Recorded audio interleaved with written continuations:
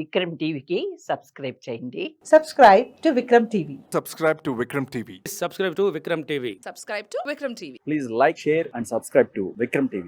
Hello నమస్తే, welcome to Vikram TV. మనతో పాటు కరీంనగర్ మాజీ మేయర్, ప్రస్తుతం కరీంనగర్, నిజామాబాద్, ఆదిలాబాద్, మెదక్ జిల్లాల గ్రాడ్యుయేట్ ఎమ్మెల్సీగా పోటీ చేస్తున్నటువంటి సర్దార్ రవీందర్ సింగ్ గారు మనతో పాటు ఉన్నారు. వారిని మరిన్ని విషయాలు అడిగి తెలుసుకుందాం. నమస్తే రవీందర్ సింగ్ గారు. నమస్తే అన్న. బాగున్నారా? ఎస్, బాగున్నా అన్న. అతి తక్కువ సమయంలో 2 సార్లు ఎమ్మెల్సీగా మీరు పోటీ చేస్తున్నారు. అయినా కానీ చాలా కూల్ కనబడుతున్నారు. అసలు ఎట్లా ఇంత పీక్ టైంలో ఇంత కూల్ ఎట్లున్నారు? ఈ పరిశాన్ ఏముంది అన్న, పరిశాన్ కావద్దు, పరిశాన్ కావద్దు. మనం ఓట్లు అడుగుతున్నాం, మనం చదువుకున్న వాళ్ళ ఓట్లు కదా, ఆలోచించి ఓట్లు వేసేవాళ్ళు కాదు వీళ్ళు. పోస్ట్ గ్రాడ్యుయేట్స్ ఎలక్షన్స్ కాదు ఇవి. ఎవరికి వేయాలి, ఎందుకు వేయాలని ఆలోచించే శక్తి గలవాళ్ళు కదా గురువులు అందరూ, టీచర్లు. వాళ్ళకు కూడా ఆలోచించే శక్తి ఉంది కదా. కాబట్టి గురువుల గురించి గొప్పగా చెప్పేటోని, నేను బాగా గౌరవించేటోని గురువుల గురించి. సో ఆ రకంగా గురువులు ఆశీర్వదిస్తారనే నమ్మకం నాకు ఉంది. సరే, చాలా కూల్గా ఉన్నా. ముందు నుంచి కూడా మీరు బీఆర్ఎస్ పార్టీ నుంచి పోటీ చేస్తారని అందరు అనుకున్నారు, మీరు కూడా అనుకున్నారు. కేసీఆర్ గారి ఆశీర్వాదం ముందు నాకు బీఆర్ఎస్ పార్టీ టికెట్ ఇస్తుందని చెప్పేసి కూడా మీరు చెప్పారు. కానీ తీరా చూస్తే ప్రస్తుతం బీఆర్ఎస్ పార్టీ పోటీలో లేదు. ఎందుకు ఇటువంటి పరిస్థితి నెలకొంది? ముఖ్యంగా బీఆర్ఎస్ పార్టీ గనక పోటీలో గనక పెడితే అది 100% 100% నాకే టికెట్ ఇస్తుండే, దానికి అనుమానం లేదు. ఏదో కారణాలతోటి పార్టీ డిసిషన్ తీసుకున్నది కాబట్టి చేయొద్దన్నప్పుడు ఇక నేను మన సంఖ్య ముంగడికి పైకి పోవాలి నా పేరు అనే ఆలోచనతోటి ఆల్ ఇండియా ఫార్వర్డ్ బలాకెళ్ళి నామినేషన్ వేయడం జరిగింది. ఇక వాళ్ళు ఎందుకు పెట్టలేదు అనేది పార్టీ డిసిషన్. పార్టీ కూర్చొని ఒక నిర్ణయం తీసుకున్నది, మనం ఈ పోటీ చేయొద్దు అనుకోని. గతంలో కూడా పోటీ చేయలే, గతంలో కూడా మనం పోటీ చేయలే, ఎవరికో సపోర్ట్ చేద్దామని చేసినాం. కాబట్టి ఇప్పుడు కూడా అదే నిర్ణయాన్ని కట్టుబడి ఉన్నట్టున్నారు పార్టీ. సో అందుకు రాలేదు. వేరే వాళ్ళకి ఇస్తే మాత్రం కొద్దిగా బాధ అనిపిస్తుంది నాకు కాక. చాలా మంది ప్రయత్నాలు చేసిండ్రు కానీ ఫెయిల్ అయిపోయారు. మీరు ఇటీవల ఒక ఛానల్కి ఇచ్చినటువంటి ఇంటర్వ్యూలో ఒక కాంగ్రెస్ పార్టీ ఎమ్మెల్యే వల్లే నాకు టికెట్ రాలేదు, అసలు బీఆర్ఎస్ పార్టీ అందుకే పోటీ చేయలేదని ఒక ఆరోపణ చేశారు. అందులో ఎంత నిజం ఉంది? అసలు ఏంటి ఆ విషయం? అసలు ఎమ్మెల్యే ఏందన్నా, ఎమ్మెల్యేలు ఉన్నారు, ఓ మంత్రి ఉంటాడు, చాలా మంది నాకు టికెట్ రాకుండా అడ్డుపడేటోళ్ళు కూడా ఉంటారు. వాళ్ళు ఏ రకంగానైనా కాంగ్రెస్ టికెట్ అడిగిన ఆయనకు కాంగ్రెస్ టికెట్ ఇవ్వకపోతే బీఆర్ఎస్ టికెట్ తీసుకుందాననే ప్రయత్నంలో భాగంగా స్వయంగా చాలా మంది వెనకబడి ఆయనకు టికెట్ రావాలి, బీఆర్ఎస్ టికెట్ ఇయ్యిందని చాలా ప్రెషర్ పెంచిన సందర్భాలు ఉన్నాయి. చివరిగా కేసీఆర్ గారు ఇక్కడ కూడా ఆయనకు కొత్తలోకి టికెట్ ఇచ్చుడైంది, పార్టీలో జాయిన్ చేసుకునేందని వాపసు పంపడం జరిగింది. మేము ఇన్ని కోట్లు ఇస్తాం పార్టీతోటి ఉండి ఓ 20-25 కోట్లు ఖర్చు పెట్టుకుంటా అని చెప్పినా కానీ పార్టీ ఒప్పుకోలేదు. సో అది నాకు చాలా ఆనందమే. ఒక పార్టీ గౌరవ ముఖ్యమంత్రి, మాజీ ముఖ్యమంత్రి కేసీఆర్ గారు కొత్తలను తీసుకోవద్దనేది అన్నాడు, ఆ మాట మీద పార్టీ అంతా కట్టుబడదు. ఏమైనా ఉంటే మనోళ్ళమే పోటీ చేసుకోవాలి, మనమే గెలవాలి, మనమే అనుకున్నాం. కాబట్టి ఎవరిని తీసుకోలేదు. నాకేం బాధ లేదు అట్లా బీఫామ్ ఇయ్యనందుకు. పార్టీ ఒకసారి డిసిషన్ తీసుకున్నది చేయొద్దన్నప్పుడు న్యాచురల్గా ఇక చేయలే, దట్స్ ఆల్, అంతే. అంటే మీకు టికెట్ ఇవ్వద్దని చెప్పేసి ఇవ్వలేదా, లేకపోతే వాళ్ళ ఇన్ఫ్లుయెన్స్ వల్ల బీఆర్ఎస్ పార్టీ నాయకత్వం ఏమన్నా ఆ రకంగా నిర్ణయం తీసుకుందా? వాళ్ళ ఇన్ఫ్లుయెన్స్ కేసీఆర్ గారి దగ్గర ఎవరి ఇన్ఫ్లుయెన్స్ నడవదు సార్. ఇక కింద ఉన్న దగ్గర అక్కడ ఇక్కడ తిరిగిండ్రు, అవన్నీ పేపర్లో వచ్చింది అదంతా. ఇక నేను చెప్పుడేంది, నాకంటే ముందే పేపర్లో రాసిండ్రు. బీఆర్ఎస్కి పోయి టికెట్ పోయి అడుగుతుండ్రు, ఇంకొకరిని తీసుకుపోయినరు, ఎమ్మెల్యేస్ ఉన్నారు ఎంబడి అని. నేను ఏమంటున్నా అంటే అన్న, రాజకీయాలు అనేటివి చాలా రాజకీయ నాయకులు సమాజాన్ని సూచించాలి. ఇప్పుడు విద్యావంతులు కూడా నేను కాంగ్రెస్ టికెట్ అడుగుతా, కాంగ్రెస్ రాకపోతే బీఆర్ఎస్లోకి పోతా, బీఆర్ఎస్ రాకపోతే నేను బీఎస్పీలోకి పోతా, ఇక బీఎస్పీ లేకపోతే ఇంకో పార్టీలోకి పోతా. ఈ రకంగా ఒక విద్యావంతులు చేసే ఆలోచన సమాజానికి, విద్యార్థులకు ఏం నేర్పుతున్నాం మనం? అంటే మీరు కూడా బీఆర్ఎస్ టికెట్ రాకపోతే ఆల్ ఇండియా ఫార్వర్డ్ బ్లాక్ కూడా పోటీ చేస్తున్నారు కదా. ఆల్ ఇండియా ఫార్వర్డ్ బ్లాక్కి వెళ్ళి నేను ఎందుకు చేస్తున్నా అంటే, లిస్టులో ప్రాధాన్యత పెరగాలి దానికి. ఏది ఇప్పుడు సపోజ్ నేను ఇండిపెండెంట్గా పోటీ చేసినాను, సర్దార్ రవీందర్ సింగ్ అంటే 60, 50, 45 వస్తుంది. కానీ నేను పార్టీ మారేందుకు పోలే కదా. నేను పోయి పార్టీ పోయి నాకు ఈ పార్టీకి టికెట్ ఇయ్యండి అని నేను రాయబారాలు ఎవరితో చేయలే కదా, పైసలు చేతులు పట్టుకొని, అంతే కదా. ఇప్పుడు సరే రాజకీయ నాయకుడు పోయిండు అనుకుంటే, అరే ఈ రాజకీయ నాయకుడు పోయిండ్రా అంటారు. ఒక విద్యావంతులని చెప్పుకుంటారు. అసలు వీళ్ళు విద్యావంతులేనా సరే? వీళ్ళు విద్యావేత్తలు అని ఏడబడితే ఆడ స్పీచ్లు ఇస్తారు వీళ్ళు. వాళ్ళు కూడా ఏదైతే క్రమానుగత శ్రేణిలో ముందుకు రావడానికి ఆ ప్రయత్నం చేసి ఉండొచ్చు కదా ఆ పార్టీలో. అటువంటప్పుడు మొదటినే బీఎస్పీ అడగాలి కదా. మొదట బీఎస్పీ బీఆర్ఎస్కి ఎందుకు పోయినరు, ఎందుకు టికెట్ అడిగి మీరు అర్థం చేసుకోండి దయచేసి. బీఫామ్ కోసం ముందుకు రావాలనే ఆలోచనలో లోపం తప్పు లేదు కావచ్చు, ప్రయత్నం చేసింది కావచ్చు. మరి బీఆర్ఎస్ టికెట్ ఎందుకు అడిగినరు, అంతేనా కదా. సో నేను ఏమంటున్నా, వీళ్ళు విద్యావేత్తలు కాదు సార్. వీళ్ళు వీళ్ళు ఎంత ఏమంటామంటే మనం చెప్తాం కదా, అమ్ముకునుడు, అజ్జేసుడు, ఇజ్జేసుడు విద్యను. వీళ్ళు విద్యావేత్తలు అస్సలే కాదు. వీళ్ళు విద్యా వ్యాపారవేత్తలు. వీళ్ళు వ్యాపారం చేసుకుంటారు. ఇప్పుడు సోకాళ్ళు పోటీ చేసేటోళ్ళు మీరు చూసుకోండి, అందరు కూడా విద్యా వ్యాపారవేత్తలే. ఏం నేర్పుతుంది సార్ వీళ్ళు స్టూడెంట్స్కు విద్యార్థులకు పుస్తకాలలో ఇదేనా ఓ పాట రాకపోతే ఓ పాటల సొర్రా, ఓ పాట రాకపోతే ఓ పాటల సొర్రా అని ఫస్ట్ ఏమో ఇండిపెండెంట్ పోటీ చేస్తామని అలౌన్ చేసుకున్నారు. ఎవరి ఫోటోలు పెట్టకుండా ప్రచారం చేసుకున్నారు. సరే నేను ఇప్పుడు ఆ విమర్శన దిక్కు పోతలేను, మీరు అడిగిరు కాబట్టి చెప్తున్నా. సరే అది పెద్ద మీరు చెప్పారు కదా, మీరు ఇంతకుముందు కూడా ఆరోపణ చేశారు, మీరు చెప్పలేదు. అసలు ఏ ఎమ్మెల్యే మీకు టికెట్ రాకుండా ప్రయత్నం చేశారు, ఆ ఎమ్మెల్యే పేరు చెప్పగలుగుతారా? ఇగో కాంగ్రెస్ పార్టీకి సంబంధించిన ఎమ్మెల్యేలు ప్రయత్నం చేసింది సార్. ఎందుకు ప్రయత్నం చేశారో కూడా చెప్తాను. ఇప్పుడు జనరల్గా ఏముంటుంది సార్, బర్రె ఎక్కడ కట్టినా కానీ మన దొడ్డిలో చీనాలి, మన దొడ్డిలో చీనాలి, వేరే కాడికి పోదు. ఆ రకంగా ఏంటంటే ఎవరు గెలిచినా, ఇప్పుడు అయితే నరేంద్ర రెడ్డి గెలిచినా ఆయన గెలిచినా మళ్ళీ బీఆర్ఎస్ లోనే కలుపుకుంటారు, మన కాంగ్రెస్ లోనే కలుపుకుంటారు కదా, చూస్తారు కదా మీరు. కాబట్టి ప్రయత్నం చేసి ఉంటారు వాళ్ళు. చేయని సార్ ఎవరి ప్రయత్నం వాళ్ళదే. కానీ చివరగా దేవుళ్ళు ఓటర్లు ఆశీర్వచనాలు కావాలి. అంటే మీరు ఒక బలమైన ఆరోపణ చేశారు, కాంగ్రెస్ పార్టీకి సంబంధించిన ఎమ్మెల్యే ప్రయత్నం చేశారు నాకు టికెట్ రాకుండా అని. మీరు చాలా నాకు టికెట్ కాదు, ఆయనకు టికెట్ ఇప్పించట్లో భాగంగా ప్రెషర్ పెంచిండు.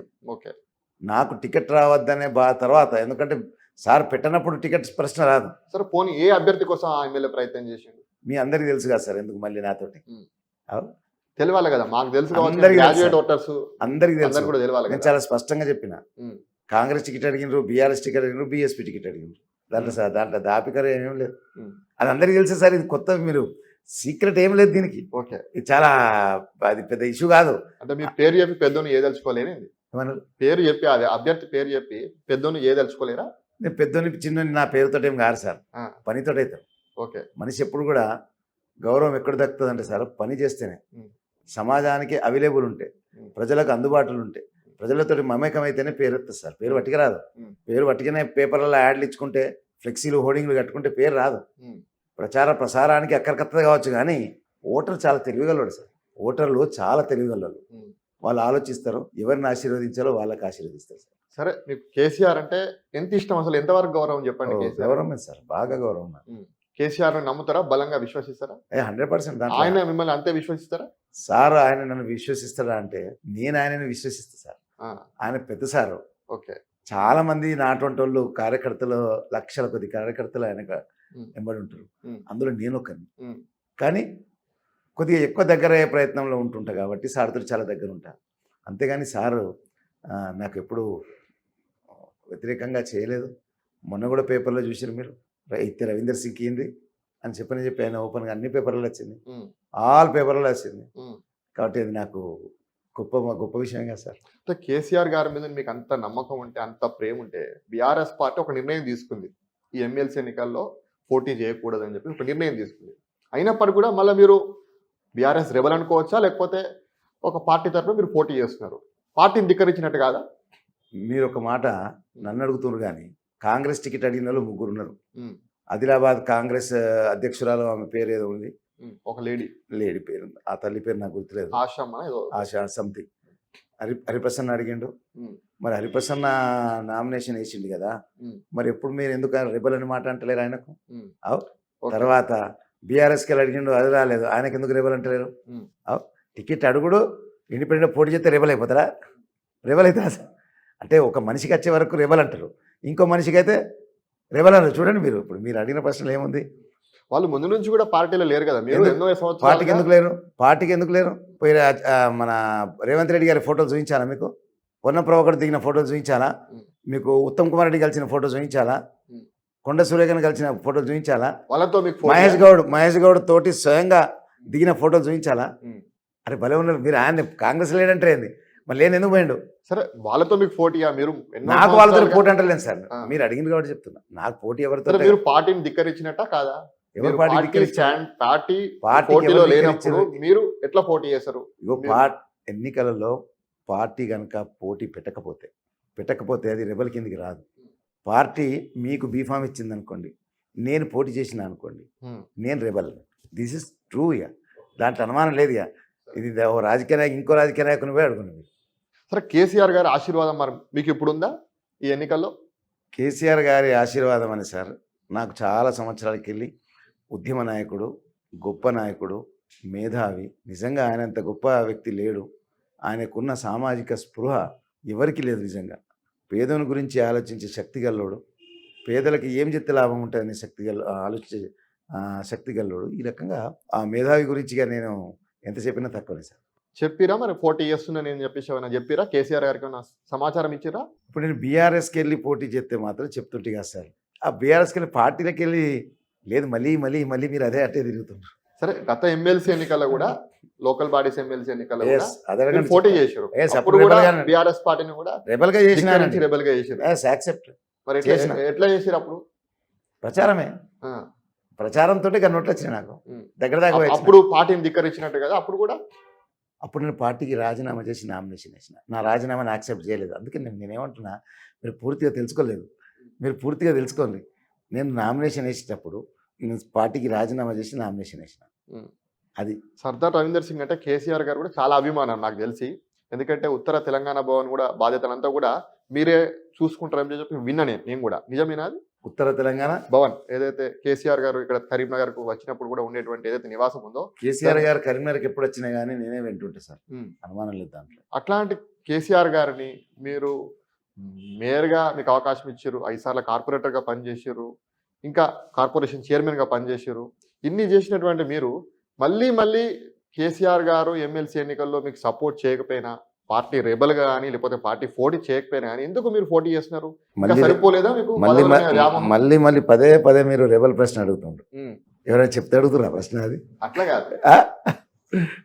మన రెబల్ graduates రెబల్ కి, రెబల్ అంటే ఈ BRS పార్టీ నేను శ్రేణులకు రెబల్ కానీ, గురించి చాలా graduates కానీ రెబల్ గురించి clarity చాలా ఉండాలి. మీరు ప్రశ్నలు వేరేలో చెప్తే అడిగే ప్రశ్న లెక్క కనబడుతుంది. అట్లుంటారు. కాబట్టి రెబల్ అనే పదం కాదు. రెబల్ ఎప్పుడు రెబల్ చెప్పాలా సార్? మొన్న నేను ఎమ్మెల్సీ లోకల్ బాడీ చేసినప్పుడు రెబల్, అది రెబల్గా చేసిన, ఓకే, అది చెప్పచ్చు మీరు. ఓకే.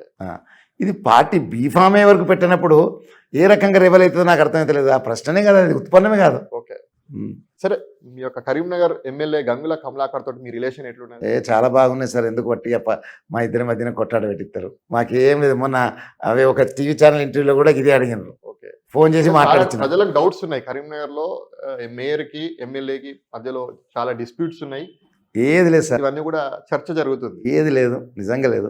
అబద్ధం ఏంది చెప్తా. ఇప్పుడు గంగుల కమలాకర్ గారు బీఆర్ఎస్ పార్టీకి మీ తర్వాత వచ్చారు. మీరు చాలా ఏళ్ళుగా బీఆర్ఎస్ పార్టీ ఉన్నారు, అంతే కదా? అవునా కదా? మీ తర్వాత వచ్చినేమో 3 సార్లు ఎమ్మెల్యే అయ్యండు బీఆర్ఎస్ పార్టీలో. మీరు ఇంకా మేయర్ గానే మిగిలిపోయారు, మాజీ మేయర్ గానే. ఎందుకు అసలు? అట్లేం లేదు. ఆయన పార్టీలో జాయిన్ అయినప్పుడు ఆయన ఎమ్మెల్యే ఉమ్, గంగుల కమలాకర్ గారు. ఓకే. ఒకటే కాన్స్టిట్యూషన్ ఉంది ఎలక్షన్స్లలో. పక్కన పోతే చొప్పదండి ఎస్సీ, పక్కన పోతే మానకొండ ఎస్సీ. ఈ ఒకదానికోసం ఇద్దరు ఎట్లా కొట్లాడతాం? కమలాకర్ గారు ఉన్న రోజులు నేను ఎప్పుడు కూడా కరీంనగర్ ఎమ్మెల్యే అనే మాటనే ఎత్తలేదు. ఎప్పుడు కూడా నేను కరీంనగర్ ఎమ్మెల్యేగా పోటీ చేయాలని దరఖాస్తు కూడా పెట్టలేదు. నాకున్న దగ్గర 2 కాన్స్టిట్యూషన్లు, 2 రిజర్వ్ స్థానాలు.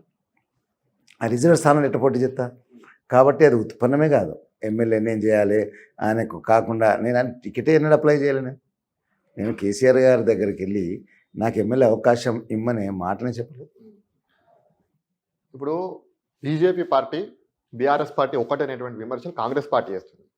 అందుకే బీఆర్ఎస్ పార్టీ బీజేపీకి మద్దతుగా ఉండేందుకే, ఓట్లు చీల్చకుండా ఉండేందుకే ఈ యొక్క ఎన్నికల్లో బీఆర్ఎస్ పార్టీ అభ్యర్థిని నిలబెట్టలేదు అని చెప్పేసి ఒక వాదన అయితే నడుస్తుంది. దీనిపై ఏమంటారు? బీజేపీ బీఆర్ఎస్కి పొత్తు ఎక్కడి సార్? పొత్తు ఎక్కడ చెప్పారు? ఒక్క సన్నివేశం చెప్పారు. మరి ఎందుకు పెట్టలేదు? పెట్టకపోవడం, మళ్ళీ నేను అదే చెప్పిన, పెట్టకపోవడానికి కారణాలు వేరే. మీరు బీజేపీని మళ్ళీ తీసుకొస్తారు కాబట్టి బీజేపీకి మాకు ఎక్కడ పొత్తు, ఎక్కడ అది, ఎక్కడ చర్చ? అసలు మాకు వాళ్ళకి అసలు పడనే పడదు. పచ్చిగడ్డ అయితే బగ్గుమంటది. అటువంటి ప్లేస్లో మీరు మమ్మల్ని వాళ్ళ కోసం చెప్తున్నారు ఎందుకు? మీకు ఎట్లుంది బీజేపీతో రిలేషన్ కరీంనగర్లో? నాకు చాలా బాగుంది అందరితో రిలేషన్. అంటే బీజేపీతో మంచిగా ఉంది. అన్ని పార్టీలతో ఉందా? ఏమన్నా అన్ని పార్టీలతో రిలేషన్ ఉందా మీకు? Only BJP? అన్ని పార్టీలతోటి. మీరు ఎవరిని సిపిఐ కాంచెలు మొదలు పెట్టండి. ఓకే. బండి సంజయ్ తోటి ఎట్లా రిలేషన్ ఉంది మీకు? బాగుంది. నేను బండి సంజయ్ ఇద్దరం ఓకే కార్పొరేటర్ చేసినాం కదా. నేను అధ్యక్షులు ఉన్నప్పుడు బీఫామ్ నేనే ఇచ్చిన కదా ఆయనకు. మాకు మంచి సంబంధాలు ఉన్నట్లేం లేదు. రాజకీయాల సార్ ఒక్కొక్కసారి కిందికి పోతాం, ఒక్కొక్కసారి పైకి లేస్తాం. దాని గురించి పెద్ద అదేం లేదు. ఆయన ఎండు కదా అని మనం కసి పెంచుకున్నాడు, ఆయన నాకంటే ఎదుగుతుంది కావాలంటే అదేదో ఫీల్ అయ్యి కుమిలిపోవడం అట్టుండదు. రాజకీయాలు అనేటివి అవకాశాలు వస్తూనే ఉంటాయి, కొట్లాడుతూనే ఉంటాం, గెలుతూనే ఉంటాం, నడుతూనే ఉంటాయి. సరే, ఎమ్మెల్సీ ఎన్నికలకు సంబంధించిన అభ్యర్థుల గురించి చూస్తే ప్రధాన పార్టీలు బీజేపీ, కాంగ్రెస్ ఇద్దరు కూడా ధనవంతులకు టికెట్ ఇచ్చారు. వాళ్ళు ఓటర్లను ప్రభావితం చేయగల ధనవంతులు. వాళ్ళని ఎట్లా ఎదుర్కోబోతున్నారు మీరు ఈ ఎన్నికల్లో? వాళ్ళు ఇద్దరేనా ధనవంతులు? అంటే మీరు కూడా ధనవంతులే కదా. ఇంకా పేరు చెప్తలేరు మీరు ఎందుకు? ఇంకో నాకు అర్థం చెప్తాను, కాలే నేను చెప్తాను. నాకు అర్థం కాలే నాకు ఇప్పుడు అది మీ టార్గెట్ అసలు ఏందో నాకు అర్థమవుతలేదు. ఎంతమంది ధనవంతుందో లిస్ట్ చెప్పుడు, దాని గురించి చెప్తారేను. మీకు ఆ ఇద్దరు చెప్పిన తర్వాత నేను మాట్లాడతా దాని గురించి కూడా. అట్లా కాదు మీరు కడుపులో నావిలో ఒకటి పెట్టుకొని నాలుక మీదకి ఒకటి మాట్లాడతారు. అట్లా కాదు. అది పర్ఫెక్ట్ క్వశ్చన్ అడగండి, ఓకే. పర్ఫెక్ట్ గా సమాధానం చెప్తా. మనకి మీరు ఏదైతే బీజేపీ టార్గెట్ చెప్తుండ్రా? ఎలక్షన్ ఒక నిమిషం, మీరు బీజేపీని టార్గెట్ చేస్తుండ్రా, కాంగ్రెస్ను టార్గెట్ చేస్తుండ్రా, లేకపోతే మన బీఎస్పీని టార్గెట్ చేస్తుండ్రా? అసలు మీ ప్రశ్న ఏందో నాకు అర్థమైతే లేదు. వాళ్ళు తీసుకొచ్చిన టికెట్కు ప్రధాన పార్టీలో బీఎస్పీ కూడా వస్తుంది. మరి మీరు ఎందుకు అడుగుతలేరు అది? అంటే మీ ఆలోచన ఏంటంటే oh you're supporting some other way. అట్లా కాదు, మనం ఎవరికి సపోర్ట్ చేయడం అట్లా సార్ మాట్లాడేటప్పుడు అతి అర్థమవుతుంది. ఆ, ఇప్పుడు మీరు ఇది లైవ్ లో పెట్టండి ఎవరికన్నా, వాళ్ళు ఏమంటారు మేము సరే, ఇప్పుడు మన ఎట్లా చూస్తారు కదా, అప్పుడు తెలుస్తుంది కదా, అందరు కూడా తెలుస్తుంది కదా. సూటిగా ప్రశ్న అడగండి, సూటిగా సమాధానం చెప్తా. ఏదో సరే, 3 పార్టీలు అనుకోండి, బీఎస్పీ, బీజేపీ, కాంగ్రెస్, ముగ్గురు కూడా ప్రధానంగా ధనవంతులే అనుకోండి. కానీ ఈయన కూడా అఫిడవిట్ లో కూడా 2 కోట్లు 3 కోట్లు ఈయన మీరు చెప్పిన బీఎస్పీ అభ్యర్థి కూడా ఆయన కూడా సమర్పించిండు. కాకపోతే అంతకు మించినటువంటి ఈ ధనవంతులు అయితే బీజేపీ, కాంగ్రెస్ పార్టీలు ఉన్నారు కదా. సరే, వీళ్ళని ఎట్లా ఎదుర్కోబోతున్నారు ఓవరాల్గా చెప్పండి. అట్లా అడగండి. ఇప్పుడు కరెక్ట్ ప్రశ్న అడిగింది. ఓకే. నా మీద పోటీ చేసే వాళ్ళని ఎట్లా ఎదుర్కొంటారో అది చెప్పండి. దానికి సమాధానం చెప్తా. చెప్పండి. ఎట్లా ఎదుర్కొంటా అంటే సార్, నేను మేయర్ ఉన్నప్పుడు చేసిన కార్యక్రమాలు, నాకు 1984 వెళ్ళి ఉన్న మిత్రులు, నా ఫ్రెండ్స్, ప్లస్ చాలా గొప్పగా ఆలోచించే విద్యావంతులు, గ్రాడ్యుయేట్స్ ఎప్పుడు కూడా నన్ను ఆదరిస్తూనే ఉన్నారు సార్. ఏ సమస్యకైనా నేను వాళ్ళ వెంటే ఉండి పరిష్కరిస్తా. వాళ్ళ కష్టాన్ని నేను ఇష్టంగా స్వీకరించి ముందు పోతుంటా. కాబట్టి నాకు వాళ్ళందరూ ఆశీర్వాదాలు ఉంటాయి. తప్పనిసరిగా నేను గెలుస్తా. అందరికీ దండం పెట్టుకుని పోతున్నా, అందరికీ దండాలు పెడుతున్నా, వీలైతే కాలు కూడా మొక్కుతా. దానికి ఏం బాధలేదు. కరీంనగర్లో చాలా సుపరిచితులు మీరంతా కూడా నాకు తెలిసి. కానీ మెదక్, నిజామాబాదు, అటు పోతే ఆదిలాబాద్లా మీరు నాకు తెలిసి కొంతవరకు మీకు పట్టు ఉండకపోవచ్చు. దీన్ని ఎట్లా ఎదుర్కోబోతున్నారు మీరు? మీ క్వశ్చనే భలే గమ్మత్ అడుగుతుండేది. క్వశ్చన్ ఏంది, మీరు ఆదిలాబాద్లో, నిజామాబాద్లో, వేరే జిల్లాలలో ఎట్లా ఎదుర్కోబోతున్నారా? పట్టు లేదని మీకు తెలుసు. కరీంనగర్ మేయర్గానే చేశారు కదా, అక్కడ కూడా మీరు తప్పు పనిచేయలేదు కదా. మీరు మర్చిపోయారు. నా గురించి మీకు తెలియదు. నేను ఒక న్యాయవాదిని. నేను తెలంగాణలో మొట్టమొదటి న్యాయవాదుల స్పోర్ట్స్ కండక్ట్ చేసింది ఇదే కరీంనగర్లో సార్. నేను యాజ్ ఎ న్యాయవాదిగా తెలంగాణలో ఉన్న దాదాపు కోట్లలో వకాలత్ చేసినోని, బెయిల్ వేసినోని, ఎక్కడికి పోయినా కోట్లలో కేసులు కొట్లాడినోని. నాకు ఎక్కడ పోయినా మీరు సుపరిచితులు. వీళ్ళని తీసుకుపోయి ఒకడ నిలబెట్టండి, వీళ్ళెంబడి నన్ను తీసుకుపోయి నిలబెట్టండి. నన్ను గుర్తుపడతారా, వాళ్ళని గుర్తుపడతారా చూడండి. పెట్టండి పరీక్ష, పరీక్ష పెట్టండి సార్. ఓకే, తప్పకుండా. ఇప్పుడు తెలుస్తుంది కదా, ఎన్నికల్లో తెలుస్తుంది కదా. ఇప్పుడు పరీక్ష పెట్టినట్టు పరీక్ష ఫిబ్రవరి 27 నాడు జరిగేటువంటి నేనేమంటున్నా పరీక్ష ఏముంది అంటే, మీరు పరిచయం లేదంటే చెప్తున్నాను నేను. నన్ను చూస్తే రవీందర్ సింగ్ అంటారా, వాళ్ళకి చూస్తే పేరు పెట్టి వెళ్తారా చూడండి. సరే, ఇప్పుడు బీఆర్ఎస్ శ్రేణులు అంతా కూడా ఉన్నారు కదా, ఏమన్నారు? బీఆర్ఎస్ పార్టీకి సంబంధించిన కార్యకర్తలు, బీఆర్ఎస్ పార్టీ అభిమానులు, వీళ్ళ సపోర్ట్ మీకు ఉంటుందా మరి? ఇండైరెక్ట్ గా, డైరెక్ట్ గానో ఇండైరెక్ట్ గానో? ఇది నన్ను కాదు, మా కార్యకర్తలను అడగాలి సార్. మా కార్యకర్తలు, మా దోస్తులను అడగాలి. ఏంది, ఎవరికి సపోర్ట్ ఉంటుంది అంటే మీరు నమ్ముతున్నారా? ఉంటే అవకాశం ఉంటుందా? మీరు నమ్ముతున్నారా ఉంటుందని? ఎవరికైనా నమ్మకం ఉండదు సార్. మీకు నమ్మకం లేదా? మీకు ఏదైనా ఇష్యూ తీసుకుంటే ఏదో ఆ సక్సెస్ నమ్మకం ఉంటుంది కదా. నమ్మకమే కంపల్సరీ. సరే, ఫైనల్గా ఈ యొక్క 4 జిల్లాలకు సంబంధించినటువంటి గ్రాడ్యుయేట్స్కి మీరు ఇచ్చే హామీలు ఏంది? మీరు గెలిస్తే ఏం చేయబోతున్నారు వాళ్ళకు?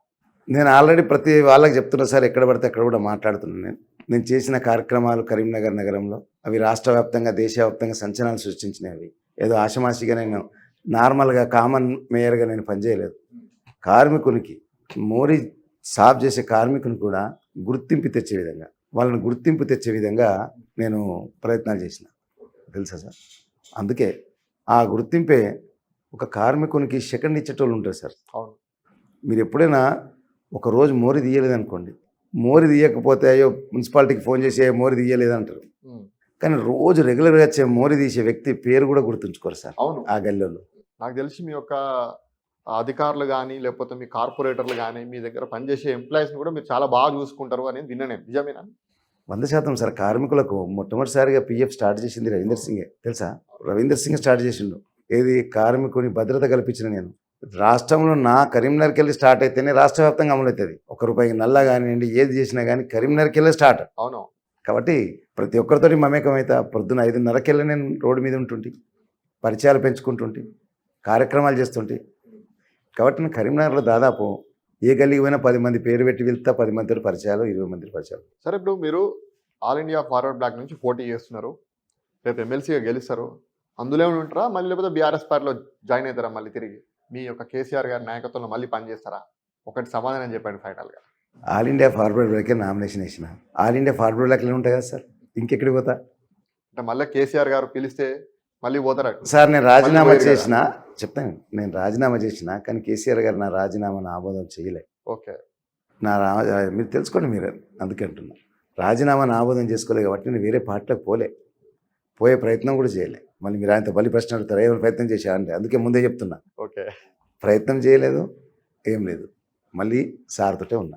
ఉద్యమంలో పార్టీ సార్ ఇది. కేసీఆర్ గారు ఉద్యమాన్ని అంత గొప్పగా నడిపిన వాళ్ళు. నిజంగా కేసీఆర్ గారు లేకపోతే తెలంగాణ వస్తుండేనా? ఊహించుకోండి మీరు ఒకసారి, ఊహించుకోండి ఒకసారి. చాలా కీలకంగా వ్యవహరించారు కరీంనగర్లో. చాలా ఈ రోజు ఎవరెవరైతే పోటీ చేస్తుండ్రో సార్, ఎవరెవరైతే పోటీ చేస్తుండ్రో వాళ్ళు ఈ రోజు వరకు కూడా జయ తెలంగాణ అనానోళ్ళు సార్. అవును.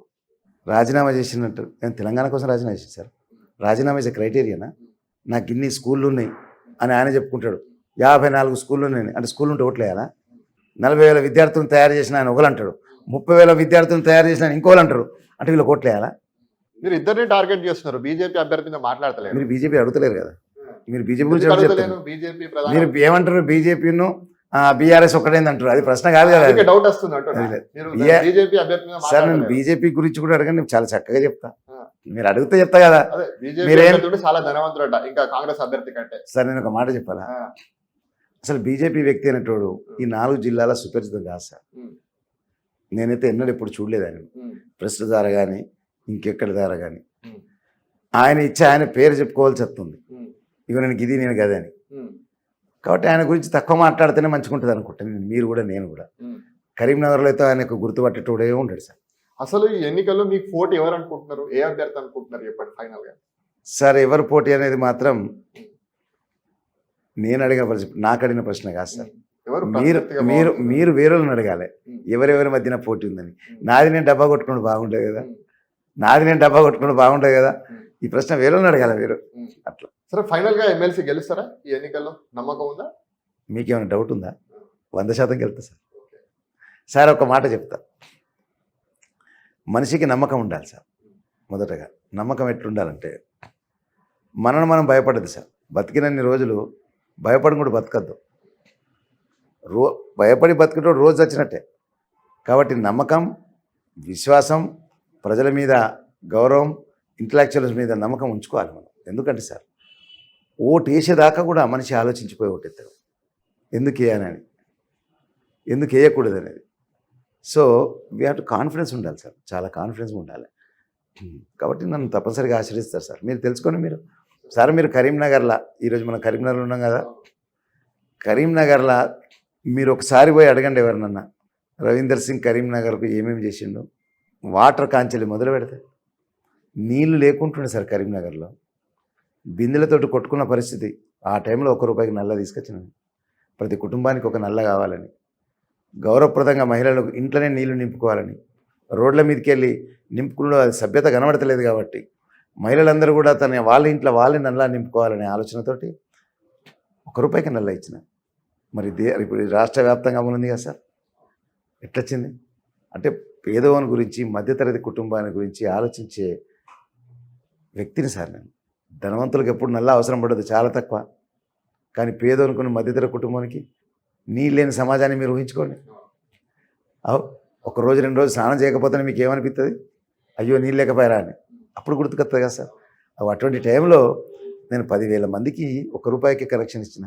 మీ మేయర్ ఉన్నప్పుడు ₹1 స్కీమ్ అని కూడా తీసుకొచ్చారు. రేపు ఎమ్మెల్సీ గెలిస్తే కూడా అట్లాంటి స్కీమ్ ఏమైనా తీసుకొస్తారా? చెప్పినా కదా సార్, నేను చెప్తున్నా ఎక్కడ పోయినా కానీ ఎంతమంది అయితే నిరుద్యోగులు ఉన్నారో అంతమంది నిరుద్యోగులకు నేను ₹5 లక్షల ఇన్సూరెన్స్ చెప్పిస్తా. మీ ద్వారా చెప్పవలసింది ఏంటంటే సార్, నేను ఇప్పుడు జనరల్గా కుటుంబంలో ఒక పెద్ద దిక్కు చచ్చిపోయింది అనుకోండి సార్, చుట్టాలు 15 రోజులు సహాయం చేస్తారు, మిత్రులు వచ్చి 10-15 రోజులు సహాయం చేస్తారు. దాని తర్వాత సంగతి ఏంటి సార్? కుటుంబమే కొట్లాడుకోవాలి, పోరాడాలి కదా. మరి ఆ కుటుంబాన్ని ఆదుకుంటూ ఎవడొకటి ఉండాలి కదా. ఎన్నికల్లో లక్షల కోట్ల రూపాయలు ఖర్చు పెడుతుంది, వందల వేల కోట్ల రూపాయలు ఖర్చు పెడుతుంది. ఇంత ఖర్చు పెట్టి నిరుద్యోగునికి ఎప్పటికీ ఏం ఆలోచిస్తారు సార్?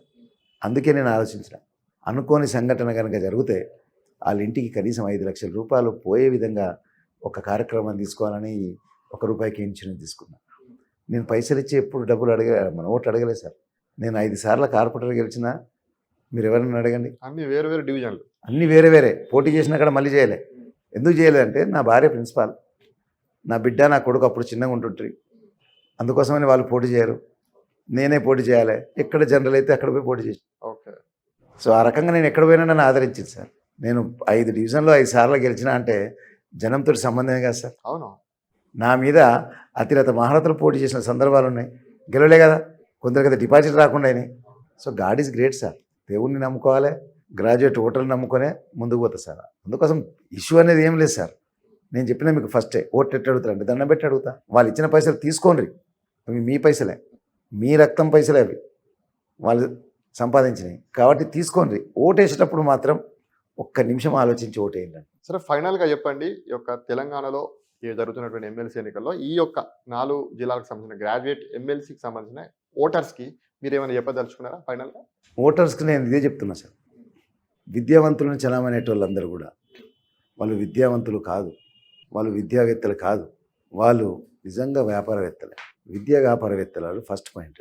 మిగతా వాళ్ళు పోటీ చేసేటోళ్ళు కూడా కార్పొరేటర్ స్థాయిలో డబ్బులు ఉన్నాయి వాళ్ళ దగ్గర.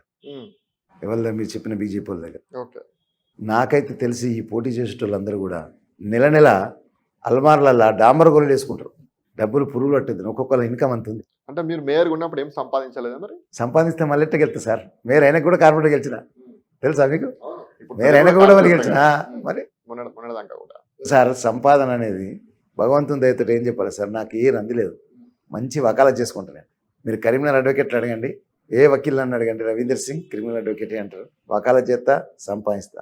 నాకు రంది ఏం లేదు సార్. నా భార్య ప్రిన్సిపాల్, ఆమె జీతం ఆమె కట్టది. నా బిడ్డ పెళ్ళైపోయింది, మంచిగా హ్యాపీగా షీజ్ ఎంఏ ఇంగ్లీష్ చేసింది ఉస్మానియాలో, బీఎడ్ చేసింది, ఎల్ఎల్బి చేసుకుంటుంది ఇప్పుడు. నా కొడుకు కెనడాలో ఎంఎస్ చేస్తుండు. So we're very much comfortable. రంది అనేది లేదు సార్.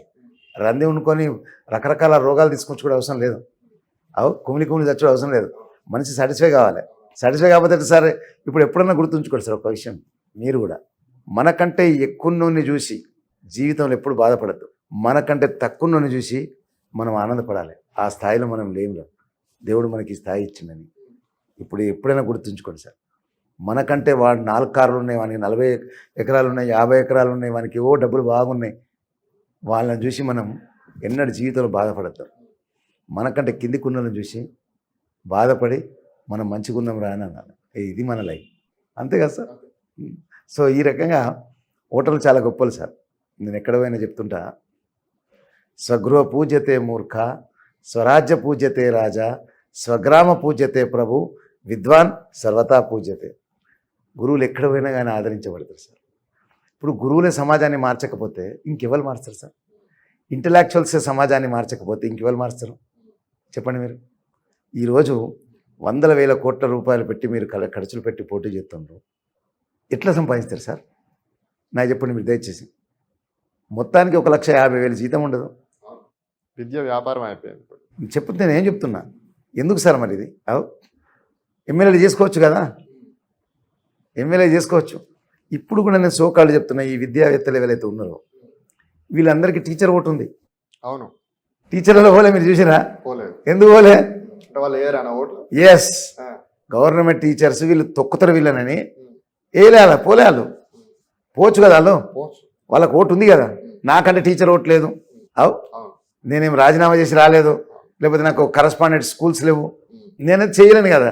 చేస్తే నాకు ఆదరిస్తారని నమ్మకం ఉంటుందా? ఉండదు. మీరు టీచర్లు, మీకు ఓటు ఉంది కదా, ఓటు ఉండి పోటీ చేయని వాళ్ళు మరి ఎట్లా అని తప్పు చెప్తున్నాను అనుకోండి దయచేసి, ఉన్నమాట చెప్తున్నా. మీకు కొద్దిగా బాధ అనిపిస్తే సారీ, అదే అంటున్నా.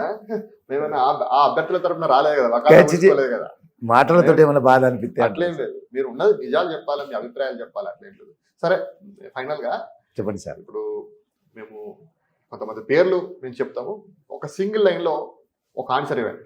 చెప్పండి, అడగండి. ఓకే. కేసీఆర్ గారు మహానుభావుడు, గొప్పోడు, మేధావి, ఉమ్. మంచి ఉద్యమకారుడు, ఉమ్. చాలా గొప్ప వ్యక్తి. సరే, కేటీఆర్ గారు కేటీఆర్ గారు ఐటీ రంగంలో చాలా గొప్ప వ్యక్తి, ఉమ్.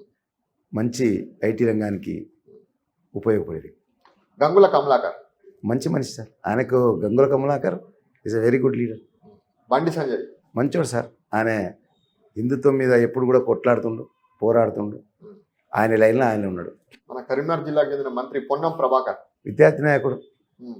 విద్యార్థి దశకుల రాజకీయాలు ఉన్నాడు. విద్యార్థి నాయకుడిగా మాత్రం చాలా గుర్తింపు. సరే, ప్రస్తుతం ఎమ్మెల్సీగా పోటీ చేస్తున్నటువంటి నరేందర్ రెడ్డి, నేను చెప్పిన సరే విద్యార్థి మళ్ళీ ఎందుకు అడుగుడు ఒక విరిగా సింగిల్ లైన్, ఒక సింగిల్ లైన్ కాదు, నేను చెప్పిన విద్యా వ్యాపారవేత్తలు నరేందర్ రెడ్డి ఆ లెవెల్లో ఈ లెవెల్లో మీరు అడిగితే దాన్ని అదే లేదు కదా సార్. లెవెల్ అడగండి మీరు. అభ్యర్థుల మీద కూడా అభిప్రాయం ఉండాలి కదా మీకు. గెలిచిన వాళ్ళు మీరు అడిగిన అన్ని కూడా పేర్లు కేసీఆర్ గారు మాజీ ముఖ్యమంత్రి, బండి సంజయ్ గారు ఎంపీ గారు, గంగుల కమలా గారు ఎమ్మెల్యే గారు, పొన్నంపుర గారు మంత్రి గారు. ఆ లెవెల్ అడగండి. ఈ లెవెల్కి ఆ లెవెల్ ఇయ్యాడు సార్. ఈ ప్రత్యర్థి పార్టీల అభ్యర్థులు కాబట్టి అట్లా అవసరం లేదు. నేను ఏమంటున్నా సార్, ప్రత్యర్థులుగా నేను కొట్లాడతాక అంతే. ఒకరి గురించి నేను వాళ్ళ గురించి చెప్పి ఎన్నికల సమయంలో వాళ్ళ విమర్శించడం నాకు మంచి పద్ధతి కాదనిపిస్తుంది. మీ ద్వారా నేను ఒక మాట అన్నా అనుకోండి, వాళ్ళు బాధపడేందుకు. అందుకే కామన్గా చెప్పేసిన నేను విద్యావేత్తలు కాదు, విద్యా వ్యాపారవేత్తలు అంతే. That's all. అందరు కలిపి చెప్పేసిన నేను. అందరూ బీజేపీ, బీఎస్పీ అందరు అభ్యర్థులు. బీజేపీది కూడా చెప్పినా సార్. ఓకే, ఇంకెవరి గురించి అడగని చెప్తాను. థ్యాంక్ యూ అన్న. మీరు ఇంతసేపు మీ యొక్క ఇంత పీక్ టైంలో కూడా ఇంత అమూల్యమైనటువంటి సమయాన్ని మా ఛానల్కి ఇచ్చినందుకు. మళ్ళీ మీరు ఎమ్మెల్సీ గెలిచి వచ్చిన తర్వాత మళ్ళీ ఫస్ట్ ఇంటర్వ్యూ మాకే ఇవ్వాలి అని కోరుకుంటూ తప్పనిసరిగా అన్న. Thank you very much. Thank you.